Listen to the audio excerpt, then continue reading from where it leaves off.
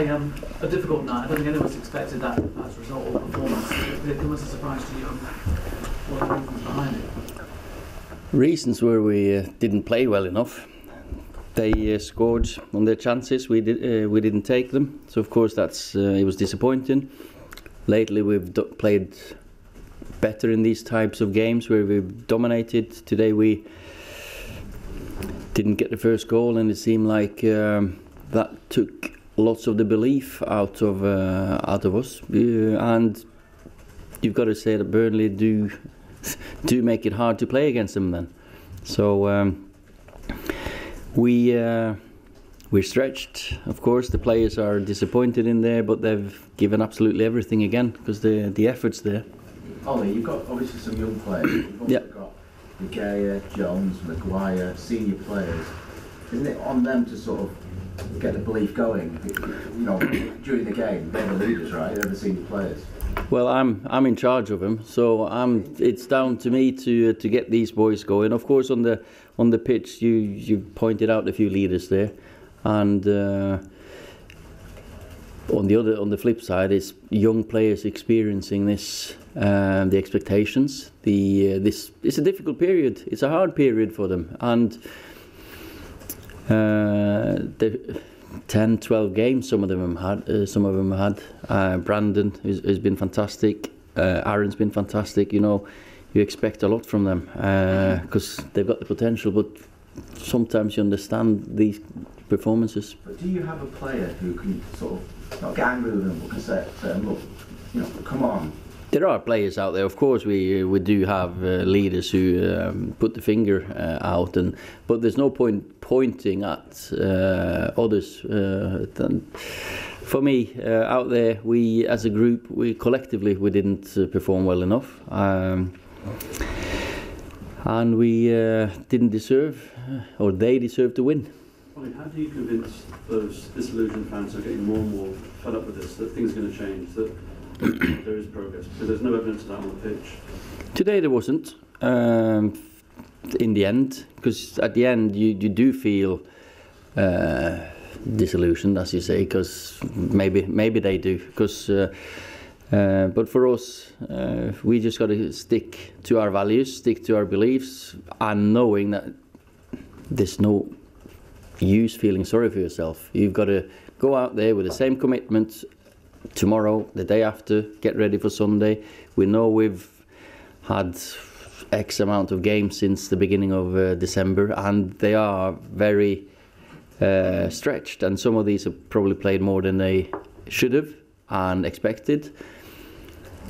More mentally than physically, I think they need the mid-season break. So we just need to get over that line, get these 3 games not out of the way, but look forward to Sunday, FA Cup against who knows who still, and there's a chance then to get some belief back. You want a couple of players to step up.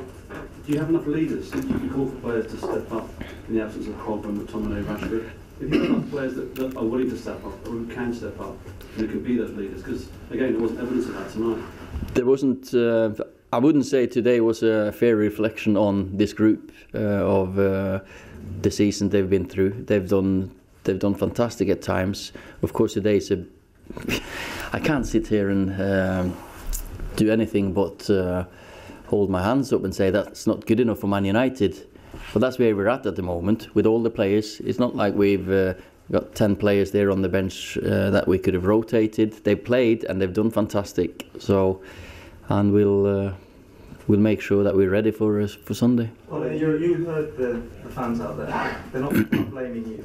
I think there's a general feeling that it's fair on you to have such a limited squad. Probably no United manager in the last 30 years has had such a limited squad. What do you say to that? I'm responsible for what's happening on the pitch, and of course we're looking to strengthen. We know that we have to strengthen. We know that, and we took that decision that some of these players we let them go because we needed to start afresh with a clear sight on target in front of us, and that means a certain type of player in the squad. And yes, we know that we have to get quality in and numbers in. Well, you've conceded around 40% of your goals on set pieces. How do you explain that, and how do you fix that? That's disappointing, definitely, and it needs fixing, and that's on the pitch, on the training ground. It has to be done, and football nowadays, it's 30-40%. There's probably set plays. Few counter attacks, maybe 30%, and open like longer attacks 30%. So it's not that uncommon that you concede, but it is disappointing, and especially against Burnley, we know that that's one of their strengths. It's going to go back stick, it's going to be headed back in, and we didn't defend that well enough, and we know that. And the first challenge should have been dealt with, the second one should have been dealt with as well. The second goal, that's a wonder strike. You've got to say that to the kid, that's a fantastic goal. Well, can you understand the chanting from the supporters? I know you called the English a couple of weeks ago. I can understand supporters are disappointed, of course, when the times are tough, but there's a way of we just need to make sure that we do try to help the players. I think help the team, help the club. I think today the players they hear the fans when they support them, and at times that's helped us. So keep sticking at that. Well, is there a concern that we might see more occasions like this, though, with the squad being as it is, with Marcus being out injured? I hope not. That's because as I said early on here, we have improved in these types of games, as in the games that we do have majority of possession, majority of shots. But today, yeah, of course, we'll miss Marcus, and we will for 2 months probably. And today, when we didn't get the first goal, it seemed like when they got the first, but it's the first time since August we've lost at home in the league, and the players need to remember that as well, and make sure that it's going to be a long time that until we lose these types of games. You can lose to teams that outplay you, but tonight should have been a game that we should have won.